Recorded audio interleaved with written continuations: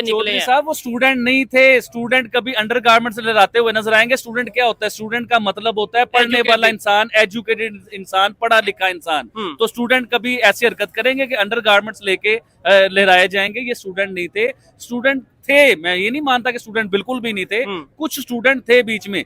अगर बांग्लादेशी मुसलमान ऐसे करेंगे तो फिर कल को इंडिया के हिंदू भी मुसलमानों के ऊपर तशद्दुद कर सकते हैं। ऐसे काफ़ी नॉन मुस्लिम कंट्रीज़ हैं जिसमें मुसलमान रहते हैं। अगर वो हरकत में आगे तो वो फिर काफ़ी नुकसान होगा मुसलमानों का भी, हिंदुओं का। इसलिए हमें सपोर्ट करना चाहिए हिंदुओं को और उन लोगों को रोकना चाहिए जो उन पर जुल्म कर रहे हैं।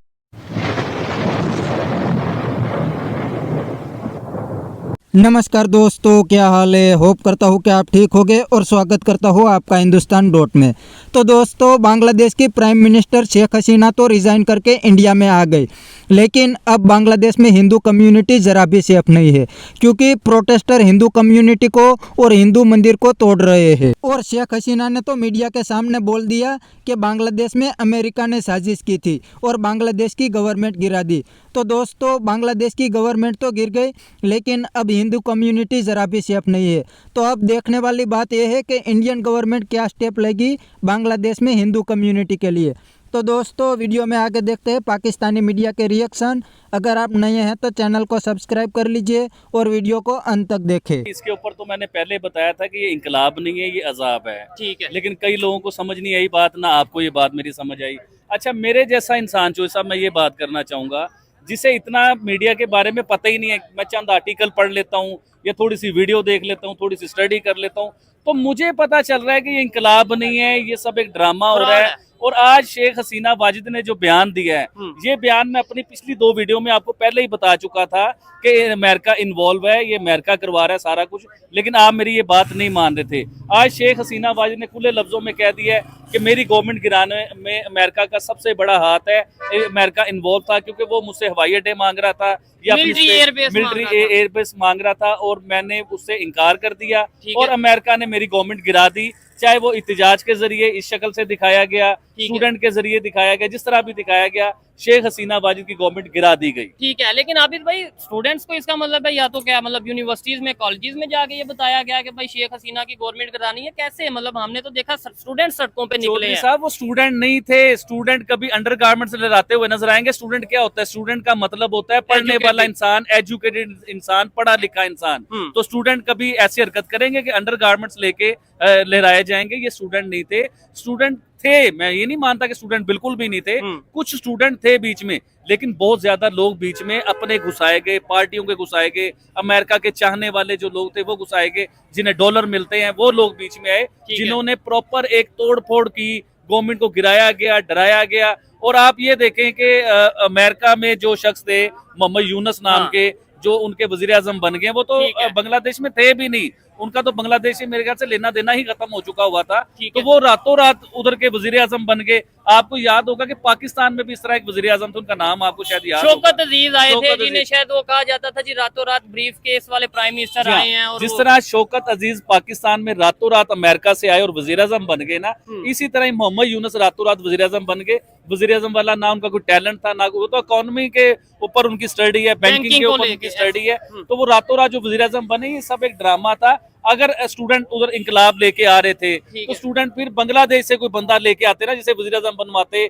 या हेड ऑफ स्टेट बनवाते, तो उन्होंने अमेरिका से ही कोई बंदा क्यों चूज किया? क्योंकि इसमें शेख हसीना वाजिद के बयान के से मिला के देखें आप कि अमेरिका इन्वॉल्व था। सबसे पहले शेख हसीना वाजिद को अमेरिका वीजा नहीं देता, अपने मुल्क में आने की इजाजत नहीं देता। फिर दूसरे नंबर पे कि अमेरिका से ही बंदा आता है और वो हेड ऑफ स्टेट बन जाता है बांग्लादेश का। इस चीज को भी ज़हन में रखिए आप। ठीक हो गया। अच्छा, क्या कहना चाहेंगे इस टाइम? समझ लें फिर जो अमेरिका का मकसद था, इसका मतलब कि यूएसए इतना पावरफुल है कि जिस कंट्री में चाहे वो पाकिस्तान हो, चाहे वो बांग्लादेश हो, जिस कंट्री में चाहे वो अपनी गवर्नमेंट बना सकता है और अपनी मर्जी के नहीं, ये सिर्फ जिस मर्जी मुल्क में नहीं है, इस खित्ते के ऊपर अमेरिका अपना राज, अपनी गुंडागर्दी, अपनी बदमाशी, अपना सिलसिला लेके आता है इस खित्ते के ऊपर। बड़े सगीर पाक हिंद हो गया, एशिया हो गया। अगर बात करें इस सारे एरिया की, तो इसमें तो इंडिया भी आता है। फिर इंडिया के ऊपर क्यों नहीं आज तक ऐसी सिचुएशन आई? क्या इंडिया के खिलाफ क्यों नहीं? आप मेरी ये वाली बात सुने ना, आज आप भी सख्त बात सुने। आप सारा दिन इंडिया इंडिया करते हो, आप हर वीडियो इंडिया के ऊपर बनाते हो, तो आपको ये आइडिया नहीं है कि इंडिया के बीच में भी अमेरिका ने बहुत कोशिश की उनके हालात खराब करवाने की, उनके झगड़े करवाने की, जिस तरह खालिस्तान का मामला शुरू हो गया, जिस तरह मणिपुर का मामला शुरू हो गया, तो ये अमेरिका इन्वॉल्व होता है। देखिए इस एशिया के बीच में अमेरिका अपना एक जो है ना पूरा हक जमाना चाहता है, क्योंकि वो जिस मुल्क में अपनी मर्जी का वज़ीर-ए-आज़म लेके आता है, तो अगर वो वज़ीर-ए-आज़म अमेरिका की बात नहीं मानता हाँ। तो उस मुल्क में मुख्तलिफ तरीकों से प्रोटेस्ट शुरू हो जाते हैं, इhtजाज शुरू हो जाते हैं, जिसकी वजह से वो गवर्नमेंट गिरानी पड़ती है। सब अमेरिका की ब्लैकमेल तो ही है। इंडिया की गवर्नमेंट तो नहीं गिरी, उसकी क्या वजह सर इंडिया के लोग समझदार हैं। देखिए सबसे बड़ी बात, इंडिया की इकोनॉमी सेट है, वो कर्जा नहीं लेते, वो भिखारी नहीं है। जिस तरह पाकिस्तान के वज़ीर-ए-आज़म को कहा जाता है कि पूरी दुनिया में भीख मांगते हैं, या देखिए हमें ये चीज अच्छी नहीं लगती, बिल्कुल हमारे लेकिन ये दुनिया हमारी का इंसल्ट मीडिया है। ये बताता है कि पाकिस्तान के वज़ीर-ए-आज़म कहीं भी जाते हैं, भीख मांगने जाते हैं या पैसे मांगने जाते हैं। इंडिया के वज़ीर-ए-आज़म की आपने कहीं ये खबर सुनी कि वो कहीं भीख मांगने गए हैं या किसी से उधार मांग रहे हैं या कर्जा मांग रहे हैं? तो उनकी इकोनॉमी सेट थी, वो अमेरिका के आगे ब्लैकमेल हो सके ही नहीं। कुछ उनके लोग एजुकेटेड थे। देखिए मैं पूरे इंडिया को नहीं कह रहा कि पूरा इंडिया समझदार था, बीच में कई लोग होते हैं जो बातों में आ जाते हैं, लेकिन मोस्टली लोग समझदार थे जिन्होंने अमेरिका को इन्वॉल्व नहीं होने दिया उधर। ठीक हो गया। हाँ ये चीज बड़ी मैटर करती है, क्योंकि पाकिस्तान में जब भी ऐसी सिचुएशन बनती है, यूथ नौजवान बाहर आते हैं, और यूथ की जो इस टाइम एजुकेशन का अगर हम लेवल चेक करें पाकिस्तान में, वो सबको आइडिया है।